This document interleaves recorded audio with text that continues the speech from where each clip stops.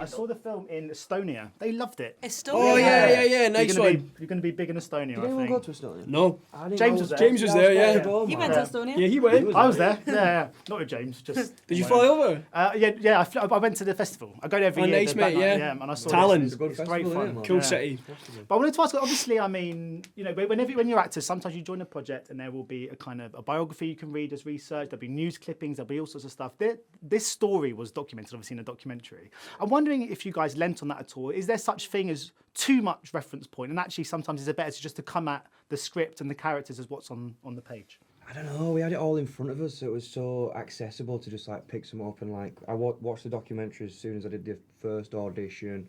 As soon as I found out I got recorded, I watched the documentary. They were really helpful for me, man. Yeah, I agree. It's like settling into it. Yeah, I loved it. I loved doing all the research and stuff. You did much more than me though. I don't know about that, but I know what you mean. There's an abundance of it, and there's things in our story which are slightly different. Like Gavin's from South Africa, he moves to Motherwell, and then goes to Dundee in the real life story. And this, they're just from Dundee, and it's because we have to tell the story in a specific way that works for an hour-and-a-half film. It's not a biopic of Gavin. Yeah. And it was about parking some things and getting my head in the story and choosing and understanding the lens that the writers have chosen, the focus of the friends, and that's the story we're telling, not a biopic. I feel like when you're telling a story based on anyone in real life, though, there is a sense of responsibility that you want to do it justice, and so you will lean on all of the sources that you have available because you just want to accurately portray someone's life and do them justice. And so I don't know if there's ever like too much information because you just want to kind of sap up anything that you can. But I think it's lovely when you're then allowed or like given the privilege to kind of have space as well to kind of create your own version, which I think we were all afforded on this job as well.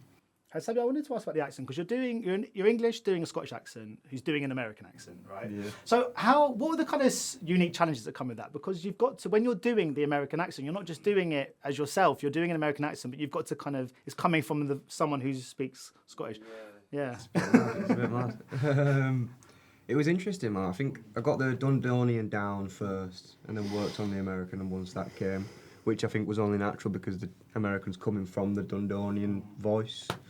It was interesting, like I just loved the idea of being able to play with that and play like not only two different accents, there's two different almost people in one character, you know. It was very special, man. It was daunting, like a film set full of Scots, and obviously James McAvoy, a native, and like these two, you want to do it justice. Yeah, it was a lovely experience, man.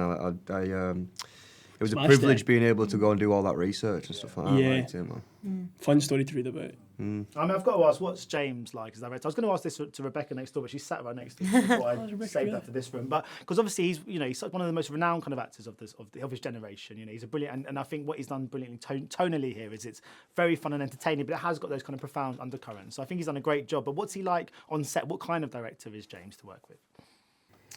He's very hands-on. He knows That's a good word for it. What he wants in a performance, and he will articulate that to the T, and he will work with you to make sure he gets that. Yeah, he's very involved and he cares very deeply about what he's creating, and I think that really gives you a lot of confidence as a performer that you're in an environment that the performance is important and you feel like there's a sense of value in the work that you're doing, and so I at least find that something you experience. Yeah, hands-on is a great word for it. He would literally, it would be a team effort, and he would be not too far away from the actual shot with a handheld sometimes, kind of in it with us. So he'd be seeing it and be like, yeah, just poke him there, say that, do this.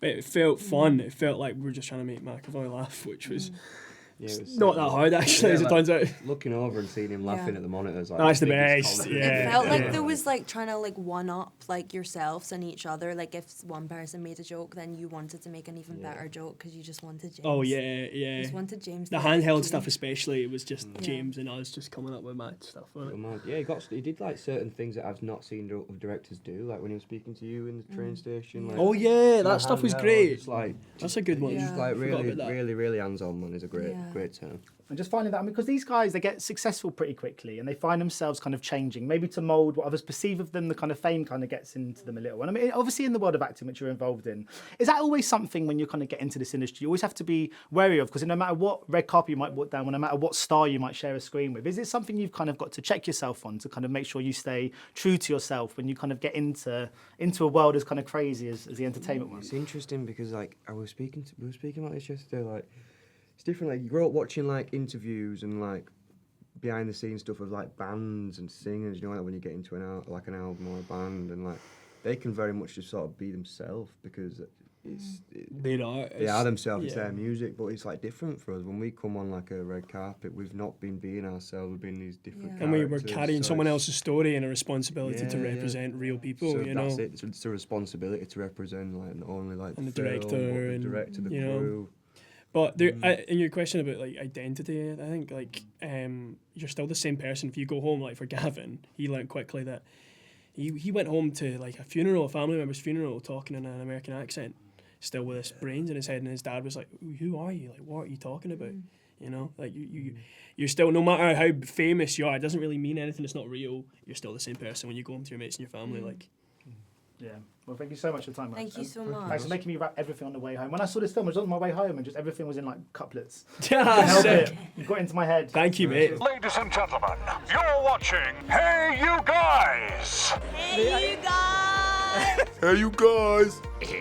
Hey, that's what they all say. Hey you guys! Hey!